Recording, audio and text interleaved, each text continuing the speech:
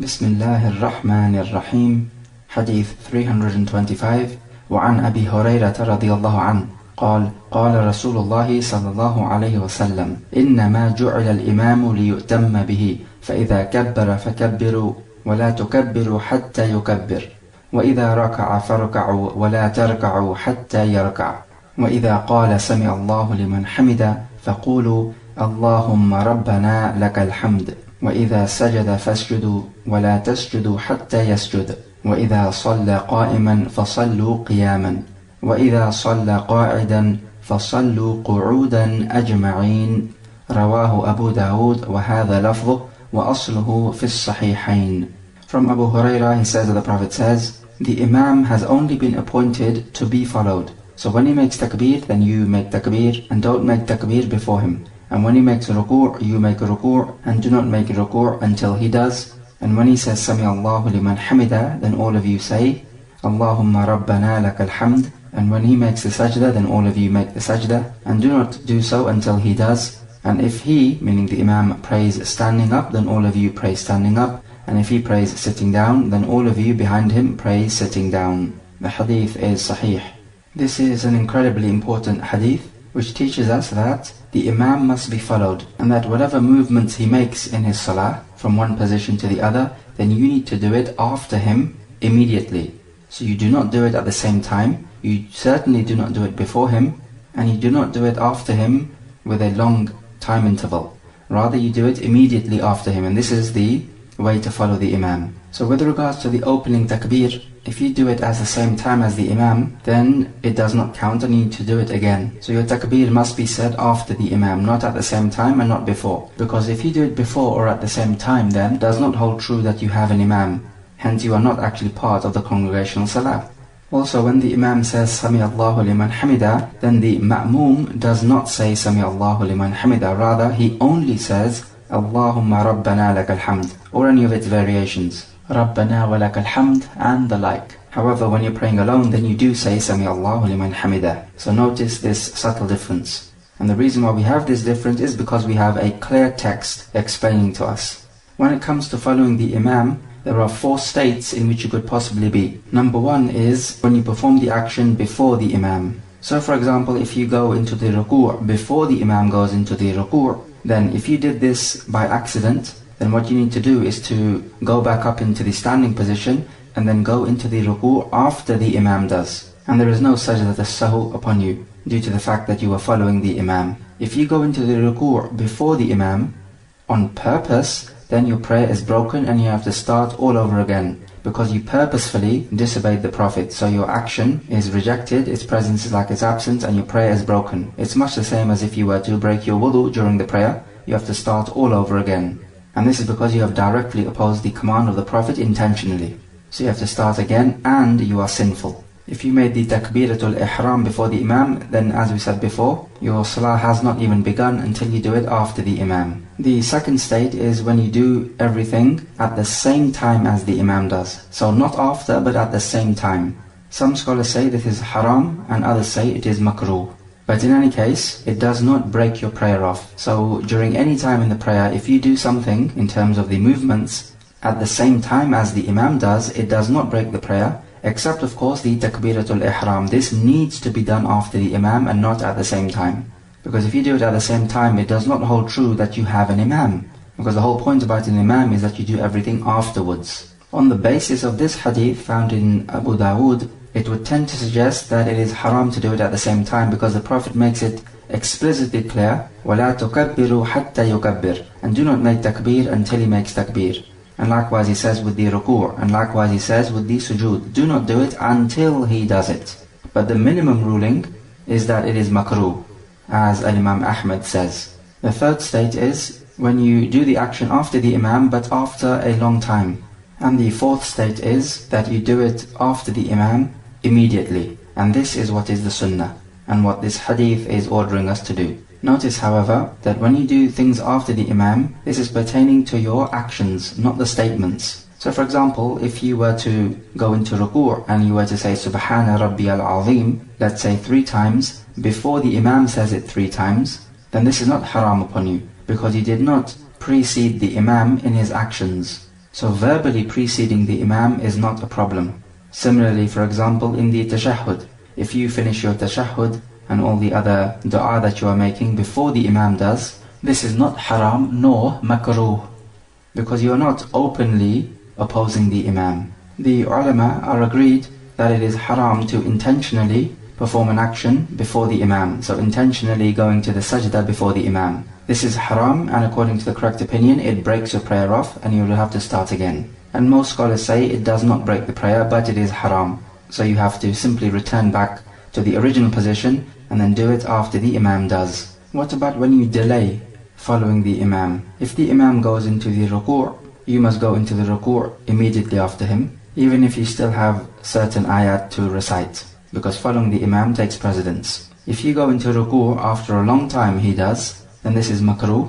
If you go into the ruku' when the Imam stands up and says Sami Allahu liman hamida, and you did this on purpose, then what this means is that you have purposefully disobeyed the instruction of the Prophet. And so you've purposefully done something which is haram, which means its presence is like its absence, which means your whole prayer is broken. And you have to start all over again, much like if you were to break your wudu during the prayer. So if you're praying behind the Imam and you are following him on the loudspeaker because perhaps you are on a different floor and the electricity cuts off and you were in the standing position, and then when the electricity returns you find that the Imam has risen from the ruku', so he's on the Sami Allahu liman hamida part.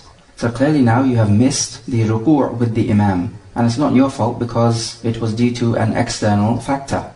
So what do you do in this case? Simply you go into the ruku' and then you get back up and then you join the Imam in his position, be it in the standing position or in the sajda position. So basically it holds true that you've performed all of the positions of the prayer after the Imam, and there is no sajda as-sahu upon you, because you've done what you are required to do, which is to perform all the actions after the Imam. And as for you missing out on a rukn with the Imam, then this was not out of intention. However, if you intentionally missed out on a rukn of the Imam, so for example the Imam goes into ruku' and you intentionally remain standing, and then the Imam comes up from the ruku' and says Sami Allah, and then you go into ruku'. So basically now you have missed out on this rukn, which is the ruku' in this case, with the Imam, intentionally, hence your prayer is completely broken and start again. It's the same thing if you were to precede the Imam.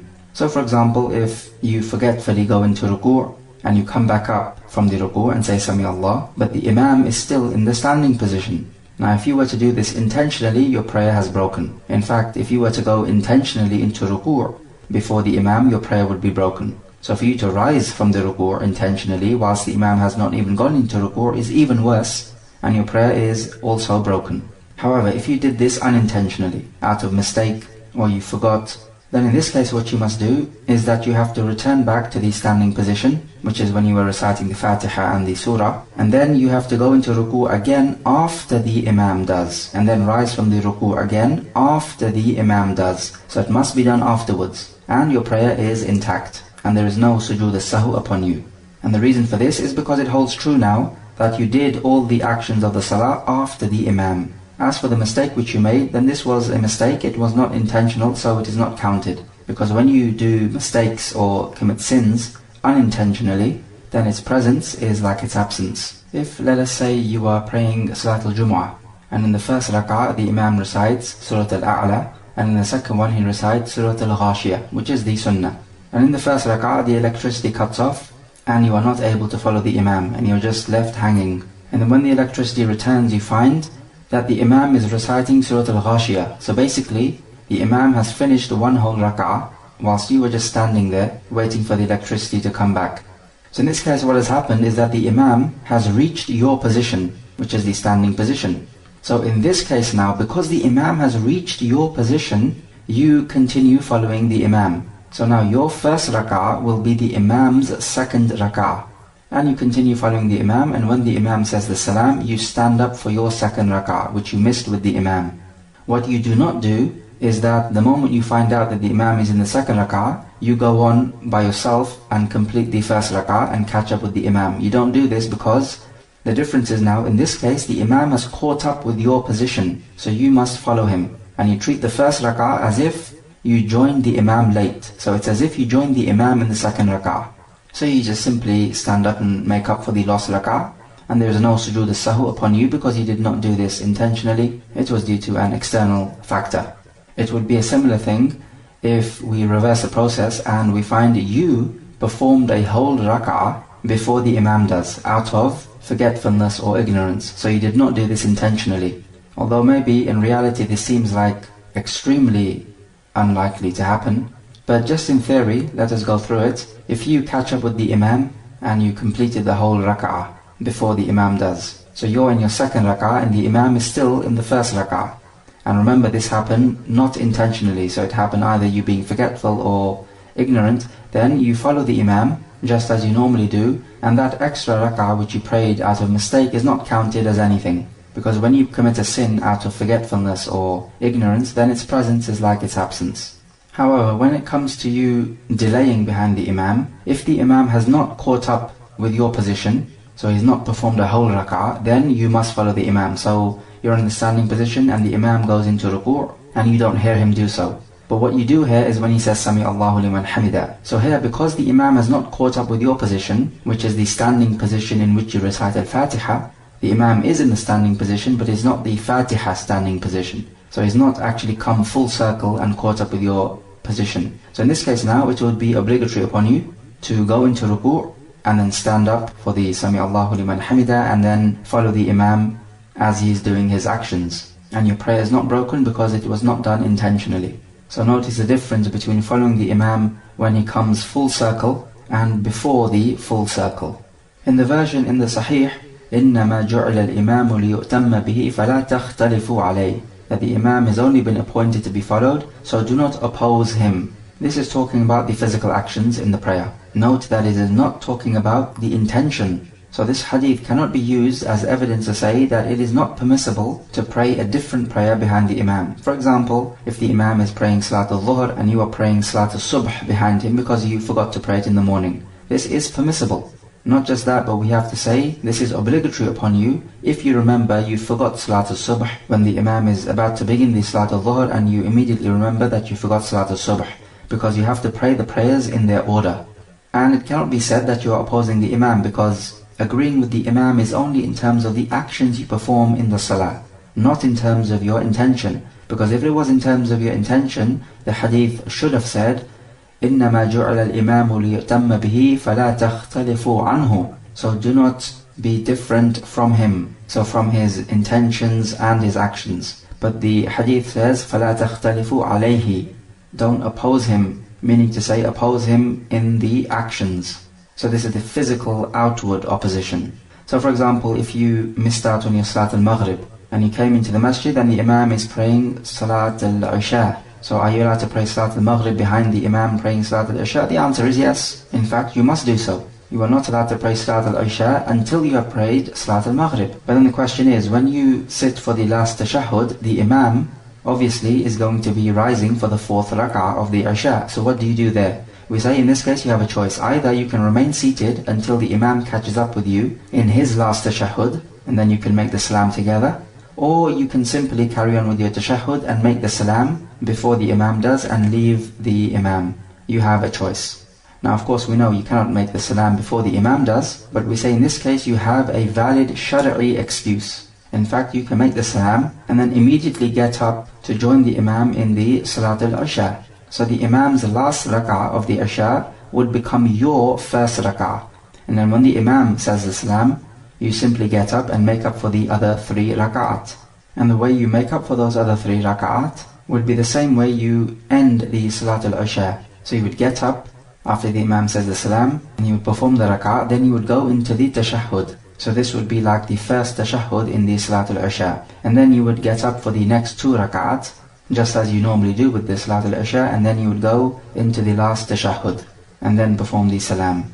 Likewise, we say it is permissible for the imam to be praying a fard and the followers behind him praying a nafilah, or vice versa. The imam is praying a nafilah and the followers are praying a fard behind him. All of this is permissible, and the evidence for this, Mu'adh bin Jabal would pray the Salat al-Isha with the Prophet, and then he would go back to his people and pray Salat al-Isha with them, but he would be praying a nafilah, of course, and the rest of his people will be praying the fard. So clearly there is a difference of intention in this case. So we say that if the one praying a nafilah could lead the one praying a fard, then the other way around should be even more worthy, that the one praying a fard should lead the one praying a nafilah. So thus we find the differing intentions do not actually matter. Whether it is the difference between a fard and a nafilah, or the difference between two fard prayers. So perhaps the imam praying a maghrib and the one behind him praying his salatul asr. Of course we have the hadith which we mentioned before about the two men who did not pray in the jama'ah, and the Prophet told them, when you have prayed in your homes and you come to the masjid, then pray with the imam, it will be a nafilah for you. So clearly in this case the imam is praying a fard and those two men would be praying a nafilah. So again, it is a difference in intention here. Imam's praying a fard and the other one is praying a nafilah. We find in the hadith, he says that if the imam prays standing, then all of you must pray standing, and if you pray sitting, then all of you pray sitting. We appear to have differing narrations to this regard, because on one occasion the Prophet was praying sitting down because he was ill, and the congregation behind him prayed standing up. So the Prophet indicated to them to sit down, and then afterwards he told them that you did just as the Faris do.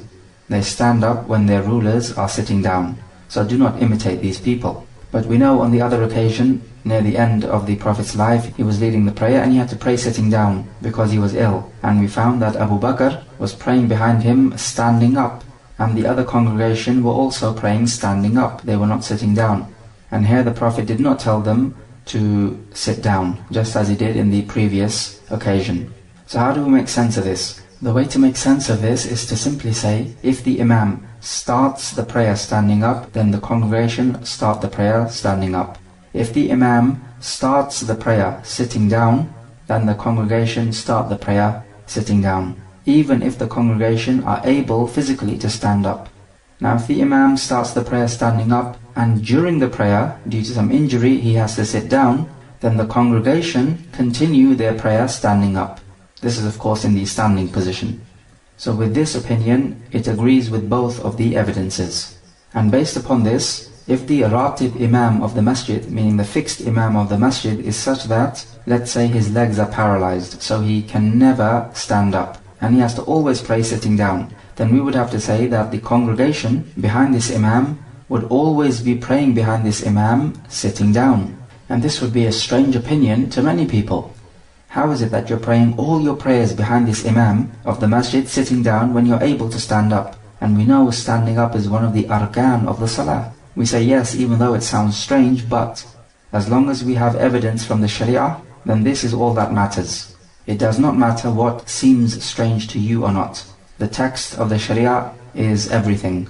And because of this seemingly weird opinion, some ulama have said that the man who permanently cannot stand up is not fit enough to be a regular imam of a masjid, because it would necessitate that everyone behind him will have to pray sitting down, even when they have the ability to stand up. However, this is not the correct opinion, because if a man has memorized most of the Quran, and he knows the rulings of the salah, and he is the best man to lead the prayer, then he leads the prayer. Whether he can stand up or not does not make a difference. Hadith 326. وعن أبي سعيد الخدري رضي الله عنه أن رسول الله صلى الله عليه وسلم رأى في أصحابه تأخرا فقال تقدموا فأتموا بي وليأتم بكم من بعدكم. رواه Muslim. From Abu Sa'id al-Khudri, he says that the Prophet saw his companions were not coming forward in the congregational prayer and were keeping back. So he told them, come forward and take my lead, and let those behind you take your lead.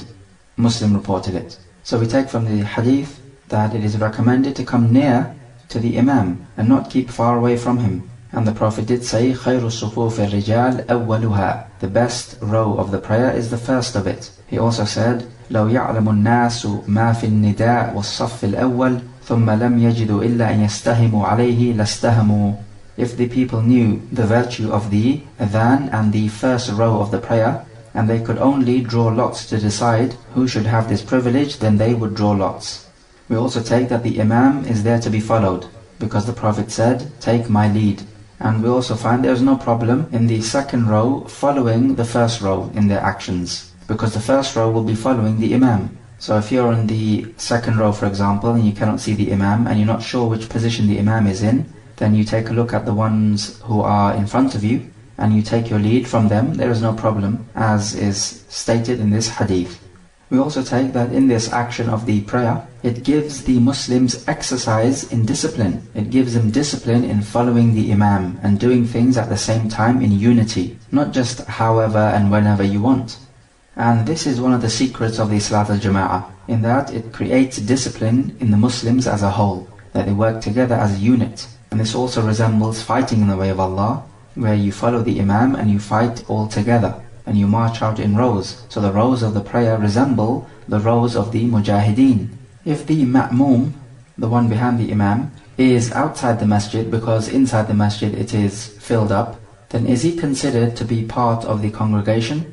The answer is, if the rows are joined up, then he is considered as part of the congregation. And you see this often in the Al-Masjid Al-Haram. During the Umrah time and the Hajj time, the masjid is completely filled up, all floors, and so you have to pray outside the masjid and even in the streets. So are you considered part of the congregation? We say, if the rows are joined up, then you are considered part of the congregation. So basically the row you're in has a row in front of you, and if this row has another row in front of it, which has yet another row in front of it, and so on, going all the way up to the Imam, then yes, you are in the congregation.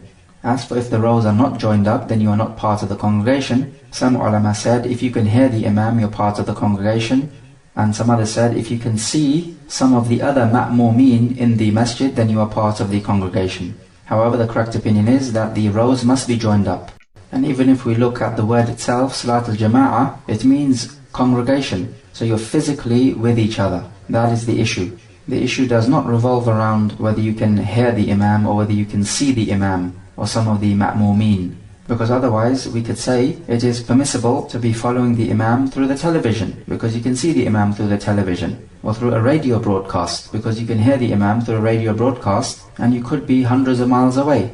An-Nawawi rahimahullah has the opinion in that as long as you can hear or see the Imam, you are part of the congregation, even if there is a gap between you and the rest of the ma'mumeen, on the condition that the distance between you and the rest of the congregation behind the Imam is not a long distance. This opinion, although it's not the same as saying that the rows must be joined up, can still be a useful opinion, particularly if nowadays we have in the masajid sections for men and women. Now the women do not pray with the men, they have a different section. So therefore we have to say it does not hold true that the rows of the women are joined on to the rows of the men.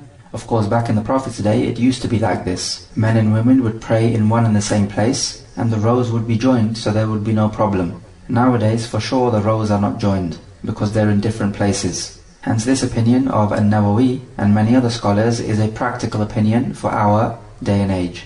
So he says, even if the rows are not joined, you're still in the congregational prayer, as long as the distance is not much.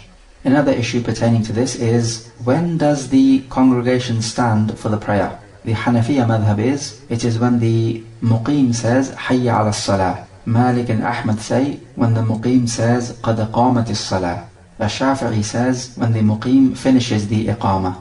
But we have in the Sahih, the Prophet ﷺ said, إِذَا أُقِيمَتِ الصَّلَاةِ فَلَا تَقُومُوا حَتَّى تَرَوْنِي. When the iqamah is given, then do not stand up until you see me. So it appears the congregation stands up when the Imam enters the masjid, or at least when you can see him. Hadith 327. وعن زيد بن ثابت رضي الله عنه قال احتجر رسول الله صلى الله عليه وسلم حجرة بخصفة فصلى فيها فتتبع إليه رجال وجاءوا يصلون بصلاته. الحديث. وفيه أفضل صلاة المرء في بيته إلا المكتوبة. متفق عليه. From Zayd ibn Thabit, he says that the Prophet was in his room praying on a mat made of date palm fiber, and so some men came and followed the Prophet and started to pray behind him, because they wanted to pray with the Prophet in congregation. And in the hadith, the Prophet said, the most virtuous prayer of a man is in his house except for the fard prayers. So we take from this that the Prophet was in one particular room, in which there was no one else. But still, from outside his room, the people were following him in the prayer. And this room which he made was made out of a mat of date palm fibers. So if the Imam is in a masjid, let's say, in a place where the other people cannot see him, but the Ma'mum is also in the masjid, then he is allowed to follow the Imam. Because the Prophet did not tell them that you're not allowed to follow me because you can't see me. As long as they are all in the same masjid, then this is what matters. We also find that it is permissible for somebody to reserve a place for himself in the masjid where he will always be worshipping Allah or taking a rest. This is permissible as long as it does not cause any harm to other people. So that other people come into the masjid and they find a place is reserved, so they cannot sit down in that place. And this will cause inconvenience to the rest of the congregation. So that needs to be avoided. Otherwise it is permissible. We find apart from the obligatory prayer, the prayer in the house is better because praying in your houses will mean that you're not resembling your house to the graveyard, because it is the graveyard in which you do not pray. And the Prophet told us, صَلُّوا فِي بُيُوتِكُمْ وَلَا تَجْعَلُوهَا قُبُورًا. Pray in your houses and do not make your houses into graves. Also praying alone in the house is far away from showing off. We find that the Prophet started off praying alone, and then it turned into a congregational prayer. So therefore we find it is permissible for a man to change his intention from a lone prayer to a congregational prayer. So from a person praying alone to a person praying as the Imam. This change of intention is permissible. And it's the same thing which happened with the Prophet when he was praying the nighttime prayer and Ibn Abbas came and joined him. So he also had to change his intention there. Some scholars say this is not permissible unless he expects other people to join him. Then it is permissible. However, there's no evidence for this opinion. And again with this hadith, it tells us about the ma'moom following the imam when he cannot see him. So if the ma'moom, let's say, is outside the masjid, then many scholars are of the opinion that his prayer is correct behind the imam, as long as he is able to follow the imam, either by hearing him, or by seeing him, or by seeing those who are following him, even if the rows are not joined up, on the condition that the distance is not great. And we say that in many cases this is a practical opinion. Although this issue of the rows being joined, we can say the people or the customs decide when the rows are joined or not. So for example, you could have a masjid with several stories. Now of course the rows in the second floor are not joined to the rows in the first floor, because you have a flight of staircase in between. However, the customs of the people dictate that these rows are in fact joined, because this is what is seen as normal amongst the customs, and so therefore we say the rows are joined, even though there is a physical barrier between the two floors. So the bottom line is the customs decide when the rows are joined and not. And so with this, we are able to resolve the problem. So nobody can come and say that with a radio transmission, I will follow the imam and I'm living 1 mile away. We say no, because the customs of the people say that you are not joined to the congregation. If on the other hand, we have a group of women who are following the imam, but they are in a completely different section in the masjid, and so clearly their rows are not joined to the rows of the men. But we say that they are following the imam and the prayer is correct behind him, because the customs of the people says that their row is joined and they are part of the Salat al-Jama'ah. So we return to the customs of the people to resolve the issue. Hadith 328. وعن جابر بن عبد الله رضي الله عنهما قال صلى معاذ بأصحابه العشاء فطول عليهم فقال النبي صلى الله عليه وسلم أتريد أن تكون يا معاذ فتانا إذا أممت الناس فاقرأ بالشمس وضحاها وسبح اسم ربك الأعلى واقرأ باسم ربك والليل إذا يغشى متفق عليه واللفظ لمسلم. From Jabir ibn Abdullah, he says that Mu'adh ibn Jabal prayed with his people the Salat al-Isha, and he made it extremely long. And so the Prophet said to him, are you putting the people to trials, O Mu'adh? When you lead the people in prayer, then recite وَالشَّمْسِ وَضُحَاهَا and سَبِّحِ اسْمَ رَبِّكَ الْأَعْلَى and اقرأ بِاسْمِ رَبِّكَ and وَاللَّيْلِ إِذَا يَغْشَى. The hadith is muttafaqun alayh, the wording is of Muslim. We take from this hadith that it is permissible for the one praying a nafilah to lead the one praying a fard, as it is permissible the other way round, because Mu'adh was praying a nafilah, leading his people who were praying their fard. We also take it is not permissible for the imam to lengthen the prayer so long so as to cause people difficulty. Rather, he needs to be succinct in his prayer. But also this does not mean that he is so short that the ones behind him cannot pray properly. Rather, we say that the imam needs to pray just like the Prophet prayed. And so when we say that the imam needs to make his prayer short, what it actually means is that he needs to make his prayer just like that of the Prophet. And the evidence for this is found in the statement of Anas in the Sahihain. He says, I did not pray behind any imam who prayed a lighter prayer nor a more complete prayer than the Prophet. So the Prophet prayed it completely and he made it light on the followers. So when we talk about praying a light prayer, we talk about following the sunnah. If you go beyond the length of the sunnah, then you are making your prayer too heavy upon the people. Of course, when you're praying by yourself, you can make it as long as you want. Also, the Prophet said, "Sallu kama ra'aytumuni usalli," pray as you see me pray. So this includes the Imam lengthening his prayer to the extent of the Sunnah, but not more beyond that. We also find from the hadith that fitna, or trials and tribulation, can happen when people are doing good actions. Because here Mu'adh is leading the people in prayer, and clearly you would see that this is a good action. But the Prophet called it a fitna. It becomes a fitna when it is not done in accordance with the Sunnah. And we can say a similar thing about the khutbah for the Salat al-Jumu'ah. If you lengthen it so long, such that it causes difficulty, then even though the khutbah in and of itself is a good action, but it becomes a fitna for the people. However, if you perform an action in accordance with the Sunnah, let's say you're leading the prayer in accordance with the Sunnah, and the people behind you complain that you're praying for too long, then we say they are the ones in the wrong, not you, because you are following the Sunnah, and everybody is required to follow the Sunnah and submit to the Sunnah. This is what Islam is. So if somebody complains to you that you're praying for too long, but you are following the Sunnah, then they are in the wrong, and you need to explain that to them. And we also take from this hadith the recommended surahs to be recited in the Salat al-Isha. They are the ones mentioned in this hadith, and more broadly we can say they are the medium-sized surah from the Mufassal, as we explained before. Hadith 329 وعن عائشة رضي الله عنها في قصة صلاة رسول الله بالناس وهو مريض قالت فجاء حتى جلس عن يسار أبي بكر فكان يصلي بالناس جالسا وأبو بكر قائما يقتدي أبو بكر بصلاة النبي صلى الله عليه وسلم ويقتدي الناس بصلاة أبي بكر متفق عليه. From Aisha, she describes the situation when the Prophet was leading the prayer and he was ill. She says that the Prophet came and sat to the left of Abu Bakr, and he led the prayer while sitting down, and Abu Bakr was standing up, and Abu Bakr followed the prayer of the Prophet, who was sitting to his left, and the people behind Abu Bakr followed the prayer of Abu Bakr. Muttafaqun alayh. The story is that the Prophet ordered Abu Bakr to lead the prayer when he was ill, and this is what he ordered Aisha to go and tell Abu Bakr to do.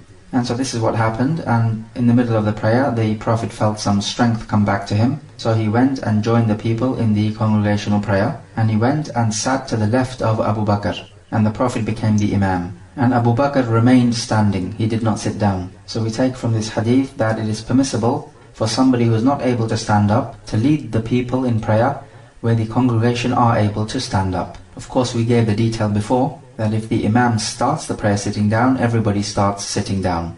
But if the Imam sits down during the middle of the prayer, then the rest of the congregation continue standing up.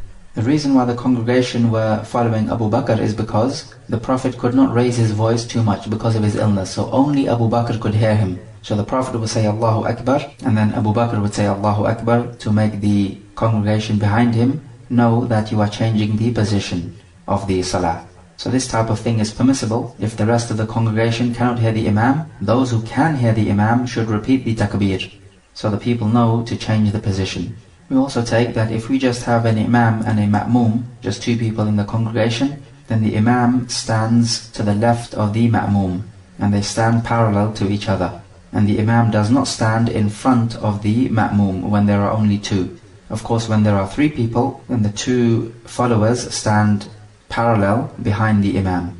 We also take from the hadith it is permissible to change your intention from being the Imam to being the Ma'mum, which is exactly what Abu Bakr did in this case, and that this does not harm the prayer.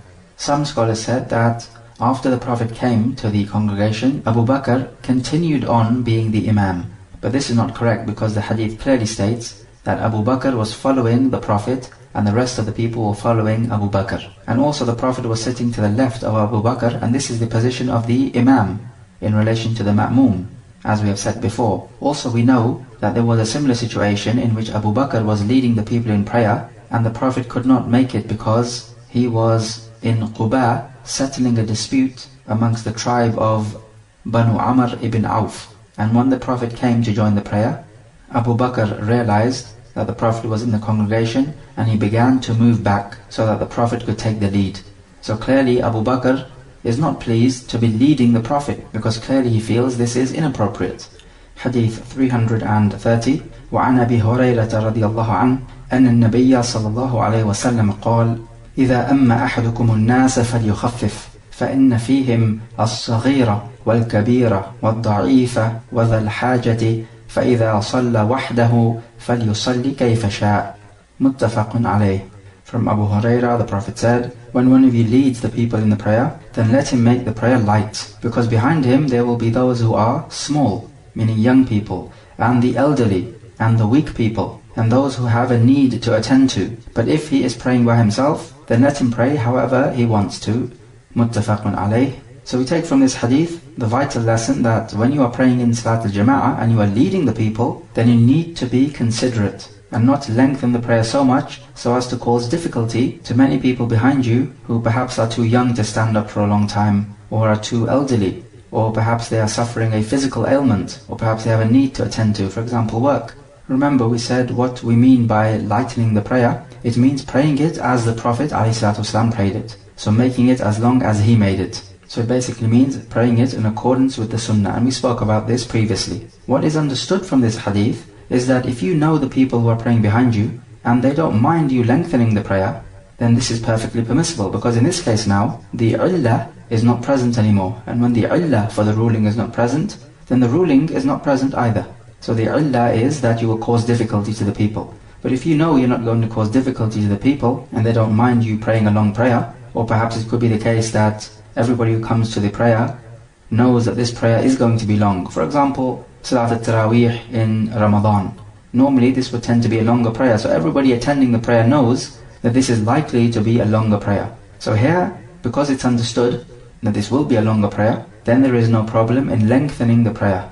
And it's a similar case when you're praying by yourself. You can lengthen it as long as you want. Because again, the illah is not present, which is that you will not harm anybody or cause any inconvenience or annoyance. And we also take that many times when we have rules in the Sharia, they are backed up with a justification, just as with this hadith. He's telling you to make the salah light, and then he tells you why you should do it.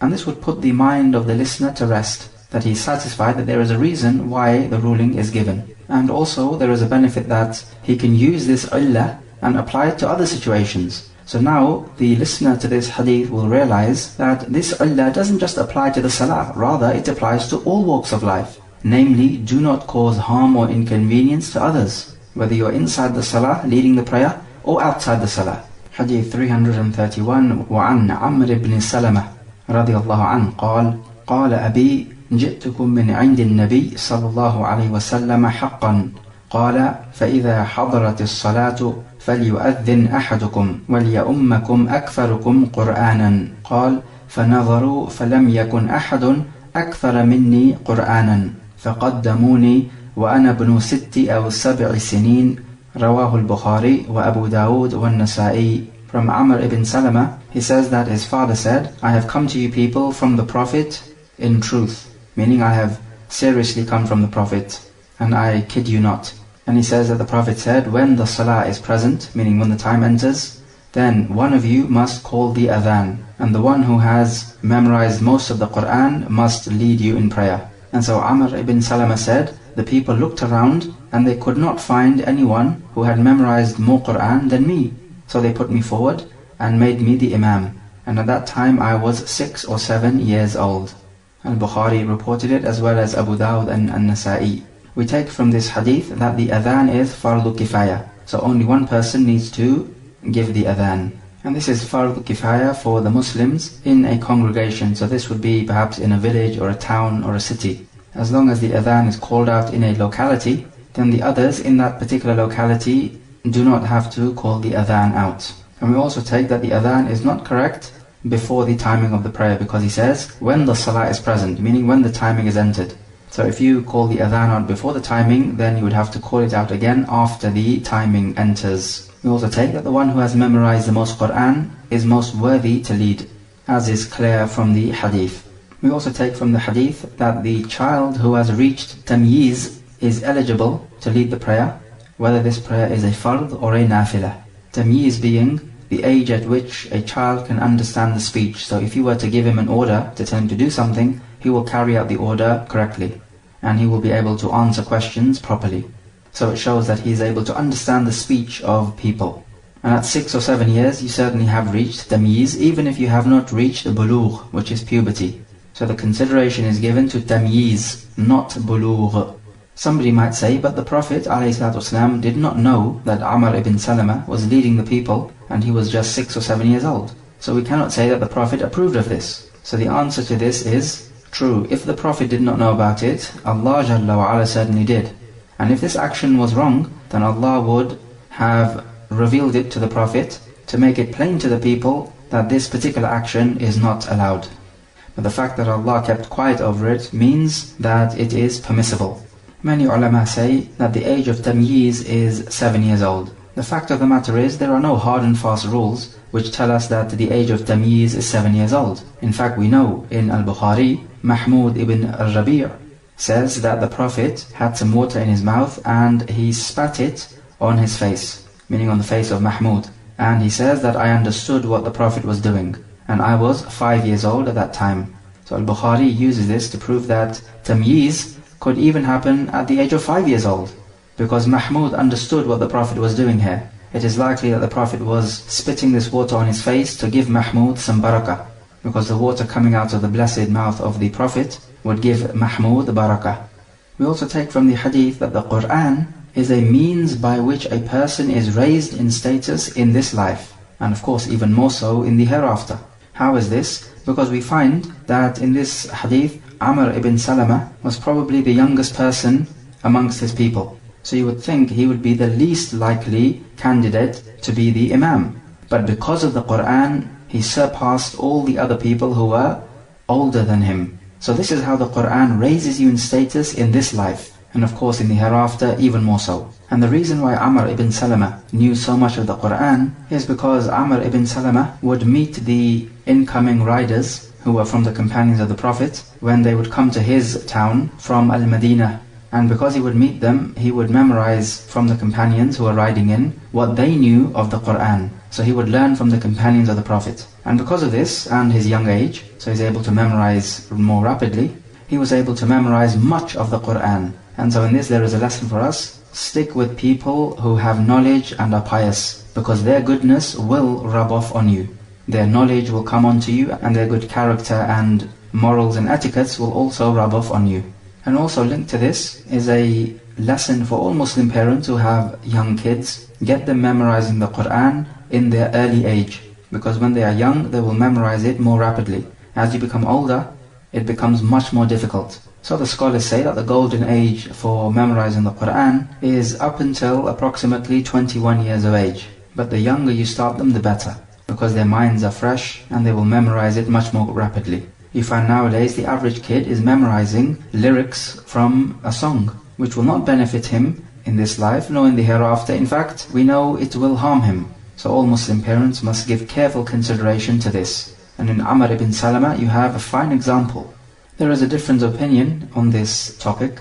The Hanafiya say that the kid who has not reached the age of puberty is not allowed to lead the prayer, neither in the fard nor in the nafila. Maliki and Hanabila say he is allowed to lead it in a nafila but not in a fard. That's because the kid who has not reached puberty, then his prayer is a nafila for him, because he is not burdened to perform the obligatory actions. And they say that the one who is praying the nafila cannot be leading the one who is praying the fard, because they say that the niyyah or the intention needs to be the same. So the intention of the ma'moom is not allowed to be different to the intention of the imam. And seeing as though this kid is praying a nafila because he's not burdened with the fard, and the followers behind him are praying their fard because they're obviously above the age of puberty, so we have a difference of niyyah, and you're not allowed to differ with the imam, therefore this is not correct.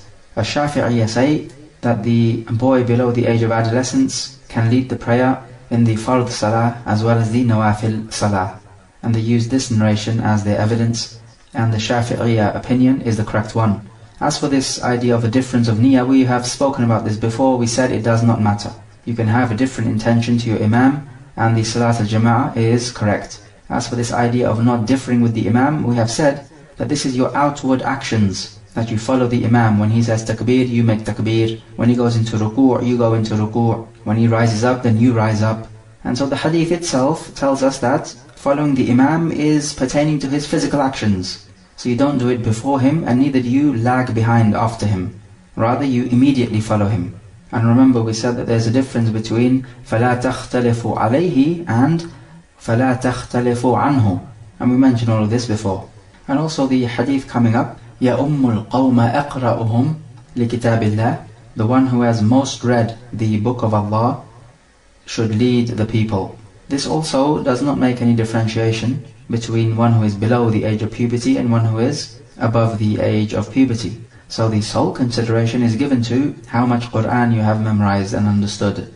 Hadith 332 وعن أبي مسعود رضي الله عنه قال قال رسول الله صلى الله عليه وسلم يأم القوم أقرأهم لكتاب الله تعالى فإن كانوا في القراءة سواء فأعلمهم بالسنة فإن كانوا في السنة سواء فأقدمهم هجرة فإن كانوا في الهجرة سواء فأقدمهم سلما وفي رواية سنا ولا يؤمن الرجل في سلطانه ولا يقعد في بيته على تكريمته إلا بإذنه.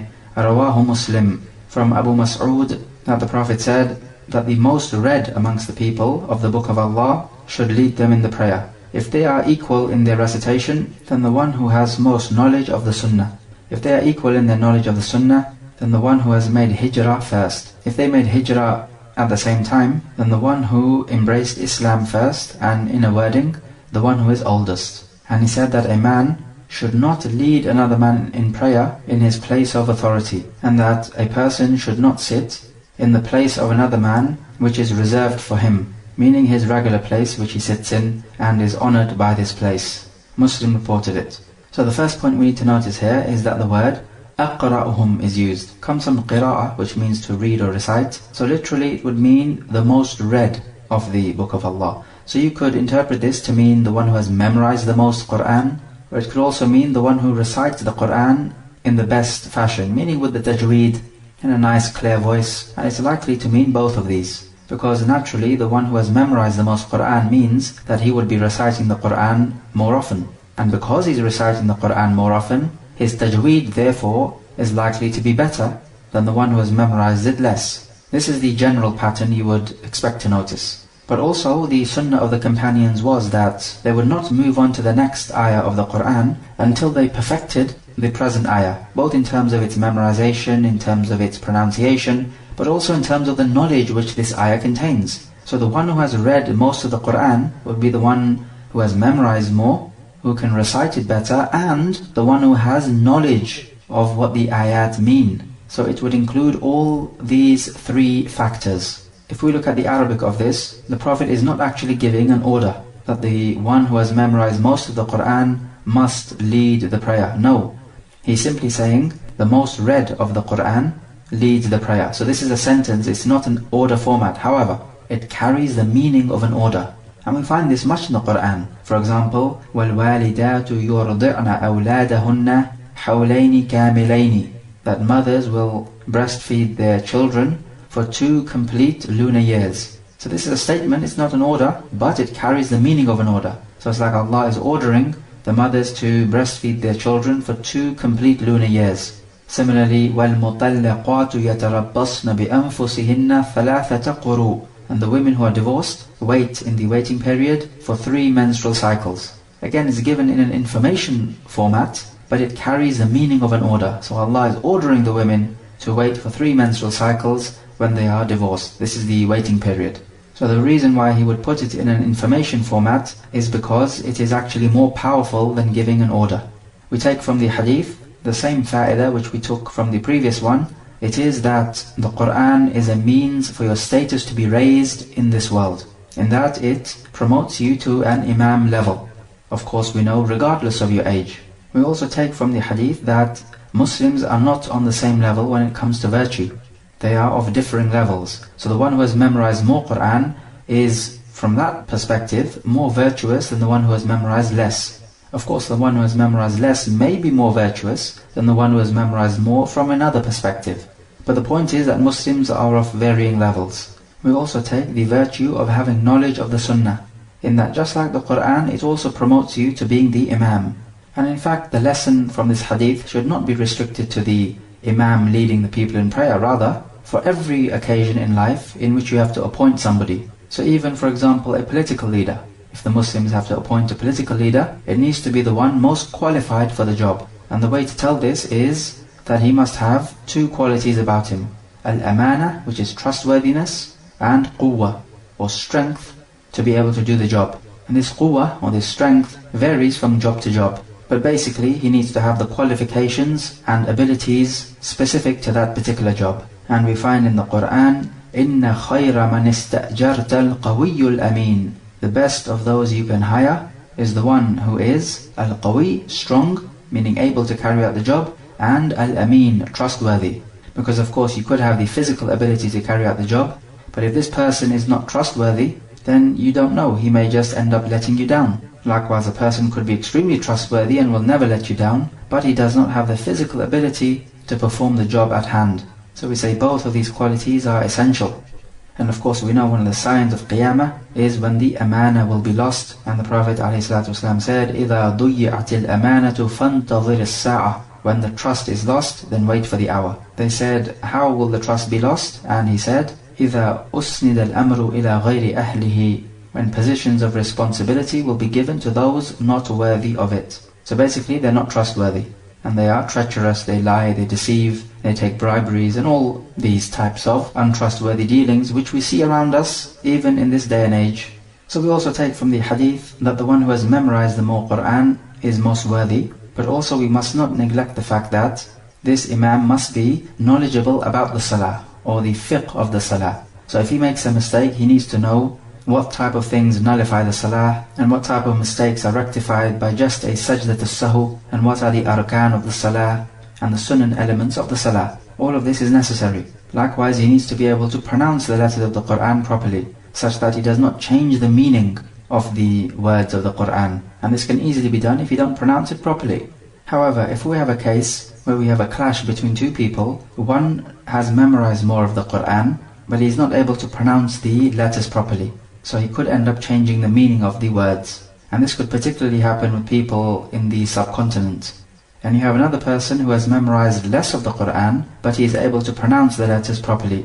In this case, you give precedence to the one who is able to pronounce the ayat of the Qur'an properly, because this is more important. Even though the hadith previously said that the one who knows more Qur'an should lead, but of course, those people back then did not have a problem with pronouncing the letters. This was the Arabic language, it's their mother tongue.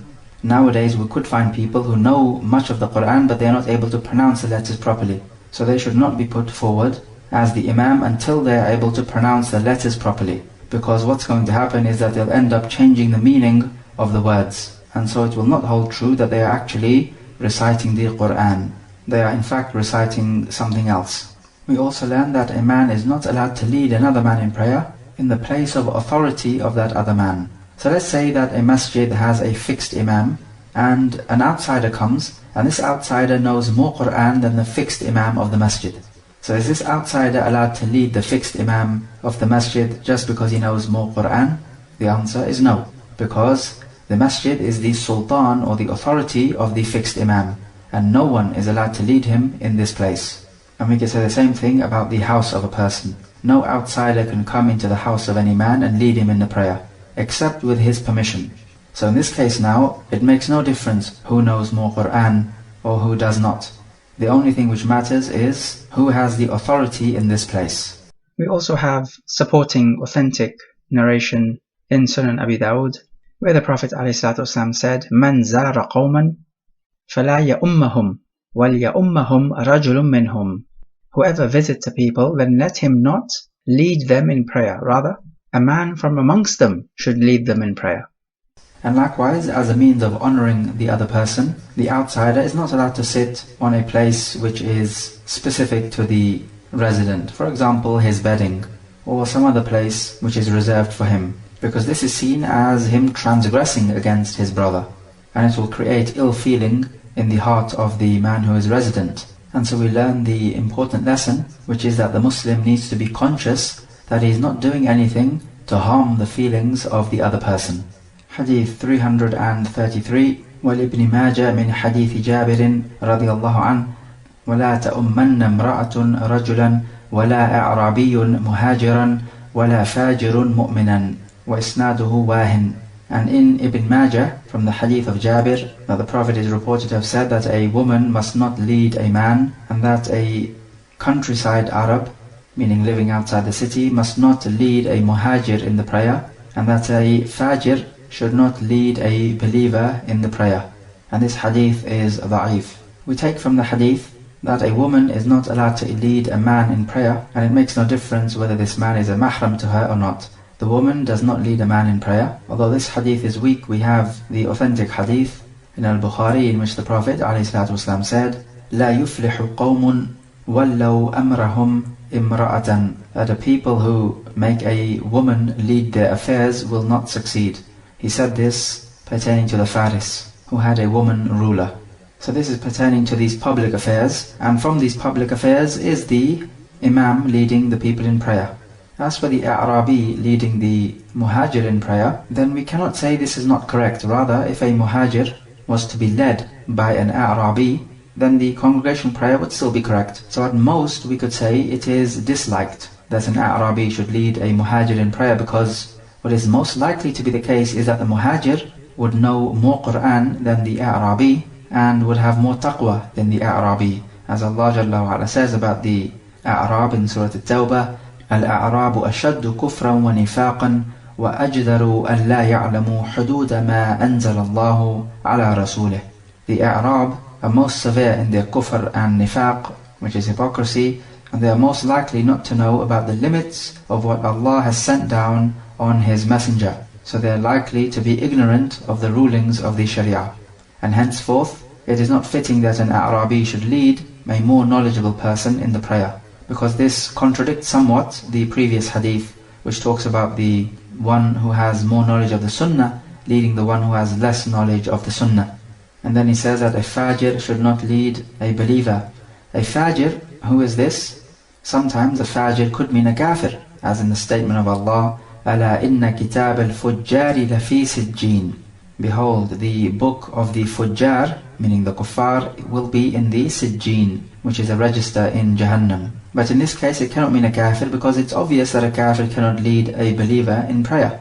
A kafir cannot even pray by himself, let alone lead the prayer. So it has to mean a sinful person. So a fajir is the one who either commits major sins without tawbah, or continuously commits minor sins without tawbah. This is the fajir. So this type of person should not lead a complete believer in prayer. Although if he does lead a complete believer in prayer, then the prayer is still correct. All you need to do is to remember the general rule. If a person's prayer is correct on his own, then his prayer is also correct as an imam. This is the key rule. So we say the imam should be the one who has not only the most Qur'an, but also the one who is pious and has fear of Allah. And Al-Bukhari, in his Tarikh or history, which is a book of his, comes out with a statement of Abdul Karim al-Jazari, who says that I met with 10 companions of the Prophet, and all of them were praying behind imams who were evildoers. Also we have the hadith in Sahih al-Bukhari, أَئِمَّتُكُمْ يُصَلُّونَ لَكُمْ وَلَهُمْ فَإِنْ أَصَابُوا فَلَكُمْ وَلَهُمْ وَإِنْ أَخْطَأُوا فَلَكُمْ وَعَلَيْهِمْ. That your imams pray for you and for themselves. So the benefit is for you and for themselves. If what they're doing is correct, then the benefit is for you and for them. But if they make a mistake, then the benefit is for you, but the mistake is against them. So this would include mistakes in the prayer, as well as committing sins outside the prayer. So if an imam is an evildoer, the prayer is still correct and you will be rewarded. As for when the imam is committing sins, this will be against him only. So you will not share the burden of his sins. But this has nothing to do with you praying behind him. You can pray behind him and the salah is correct, in accordance with our general maxim, which we have just quoted. And we know also the companions prayed behind Al-Hajjaj ibn Yusuf, and he was an evil man. He would kill people, and he killed many companions.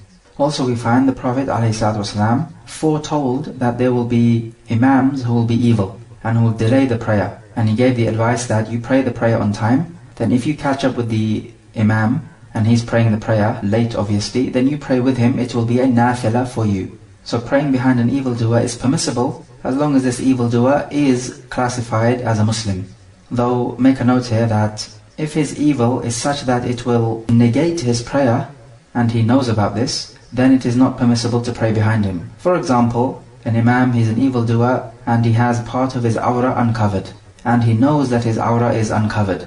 So are you allowed to pray behind such a person? The answer is no. This will be similar to you praying behind someone who is not in a state of wudu, and you know he's not in a state of wudu. So there you're not allowed to pray behind him, because in this case his evil doing will contradict the salah and negates it. But if his evil doing is, let's say, drinking wine, then this does not negate the prayer, because the prayer is still correct. Yes, it's true that his prayer for 40 days will not be accepted, but this is the reward not being accepted. It does not mean his prayer is not correct. And it has also been reported that Abdullah ibn Mas'ud prayed behind Al-Walid ibn Uqba, and he was somebody accused of drinking khamr. Likewise, an innovator, you're allowed to pray behind him as long as his innovation is not such that would take him out of the deen. So as long as the person is a Muslim, you can pray behind him and the prayer will be correct. It is preferable to have an imam that the people like. Authentically, we have in the Sunan, the Prophet ﷺ said, ثَلَاثَةٌ لَا تُجَاوِزُ صَلَاتُهُمْ آذَانَهُمْ. 3 types of people whose salah does not go above their ears. الْعَبْدُ الْآبِقْ حَتَّى يَرْجِعُ. The runaway servant until he returns. وَامْرَأَةٌ بَاتَتْ وَزَوْجُهَا عَلَيْهَا سَاخِطٌ. And a woman who spends the night where her husband is angry with her. وَإِمَامُ قَوْمٍ وَهُمْ لَهُ كَارِهُونَ.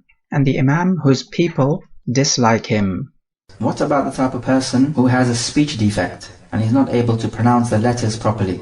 Of course, this has nothing to do with him being a sinner, but the ulama have mentioned this type of person.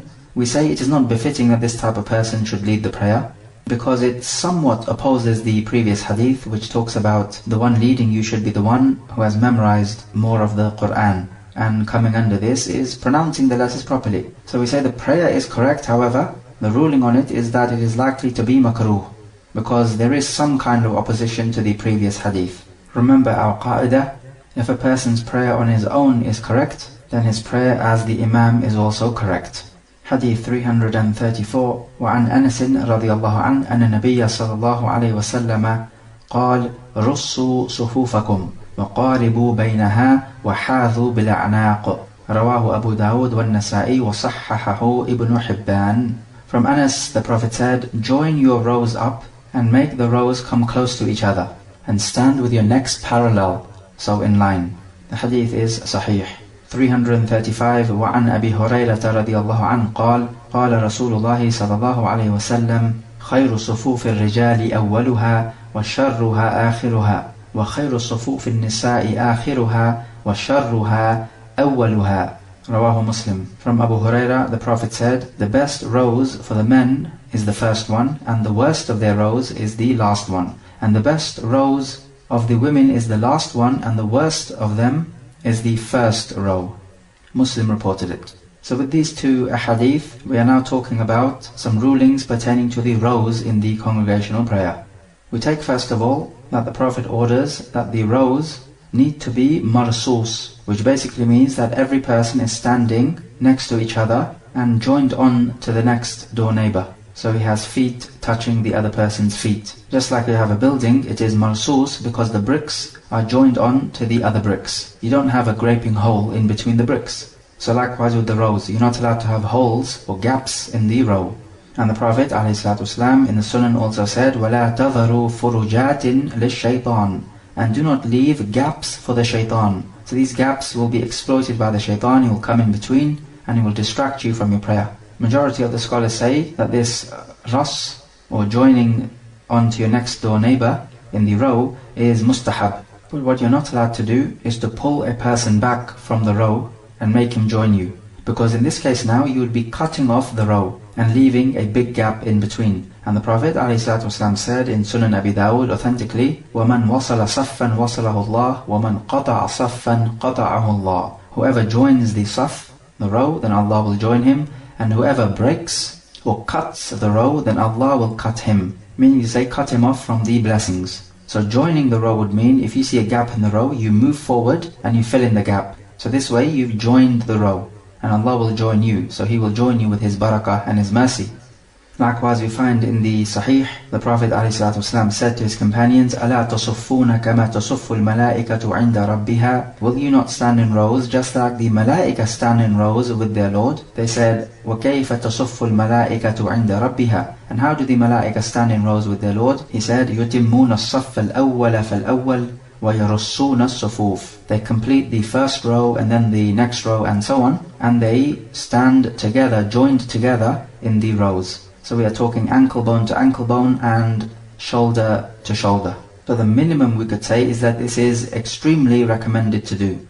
Also we find in Al-Bukhari, the Prophet ordered his companions, أَقِيمُوا صُفُوفَكُمْ. Establish your rows, meaning stand in rows properly. And so An-Nu'man ibn Bashir, who is reporting this, says that I saw that a man would join his shoulder to the shoulder of his next door neighbor and his ankle bone to the ankle bone of his next door neighbor. Meaning, of course, in the rows. So this is how the companions stood in the rows. Shoulder to shoulder, ankle bone to ankle bone. And this is the proper way of establishing the rows. And this is a sunnah which is not very well practiced amongst many Muslims, so the knowledge needs to be spread.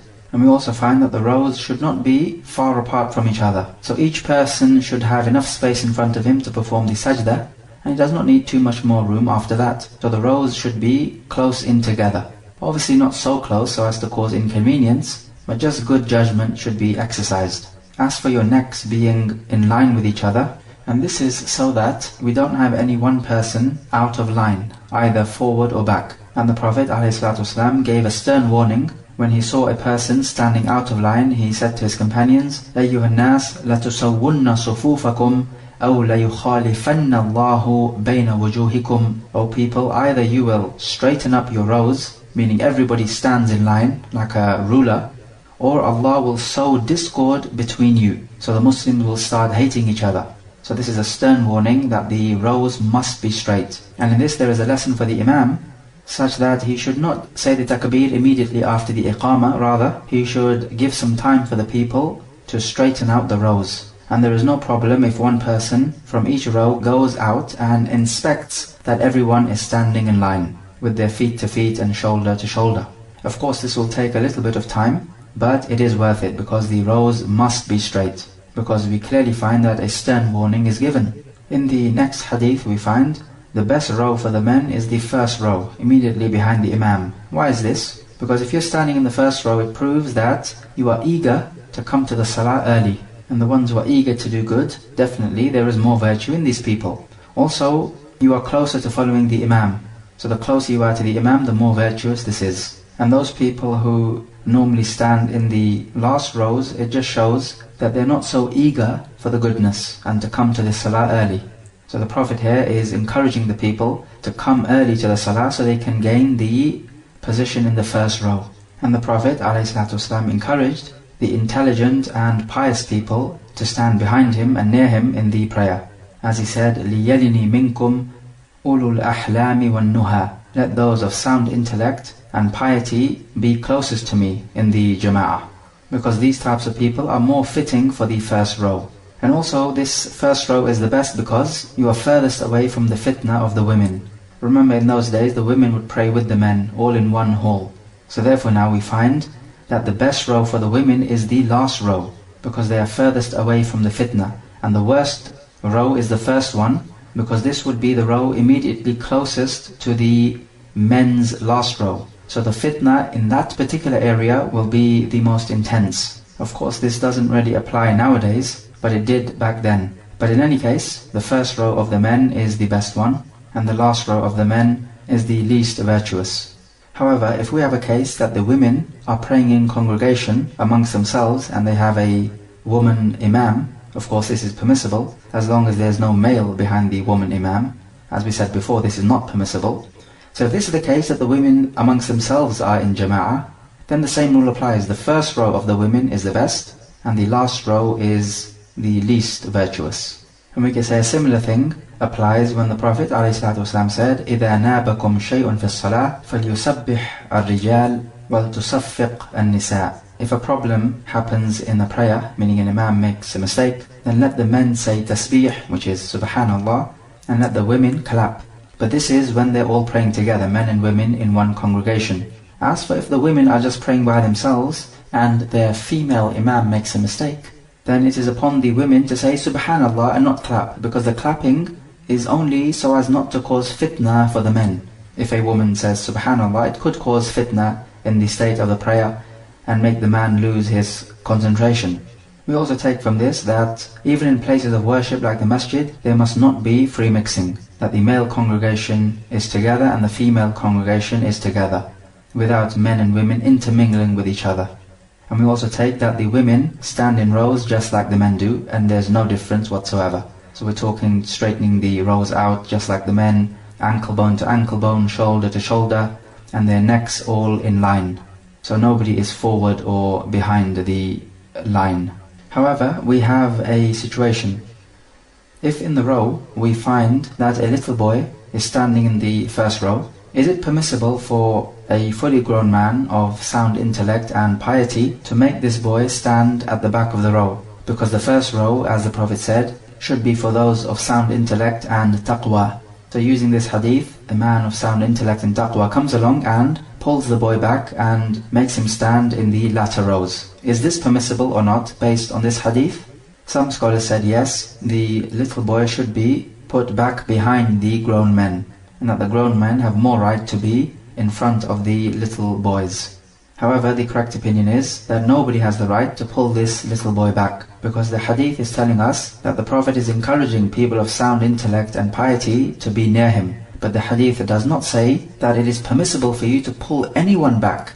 So if somebody comes before you to the first row, then he has most right to it. We find in the hadith in al-Bayhaqi, مَنْ سَبَقَ إِلَى مَكَانٍ فَهُوَ أَحَقُّ بِهِ. Whoever comes to a place first, then he has most right to it. Though the authenticity could be questioned, however, we have the hadith in al-Bukhari and Muslim, لَا يُقِيمُ الرَّجُلُ الرَّجُلَ مِنْ مَجْلِسِهِ ثُمَّ يَجْلِسُ فِيهِ. That a man should not make another man stand up from his sitting place and then sit in his sitting place. وَلَكِنْ تَفَسَّحُوا وَتَوَسَّعُوا. But rather you should make room for each other and spread out. So this is similar now. A person comes before you in the row and you pull him back and stand in his position. This first of all opposes the text. And secondly, what type of feeling will this harbour in the heart of the person you pulled back, even if he is a small kid? Of course it will harbour feelings of grudge and enmity and hatred. And if he's a small kid, then these feelings are likely to stay with him. And he's probably going to end up hating the masjid because the people treat him so badly. So in fact, if you were to do this, you would be the cause of this kid hating the masjid.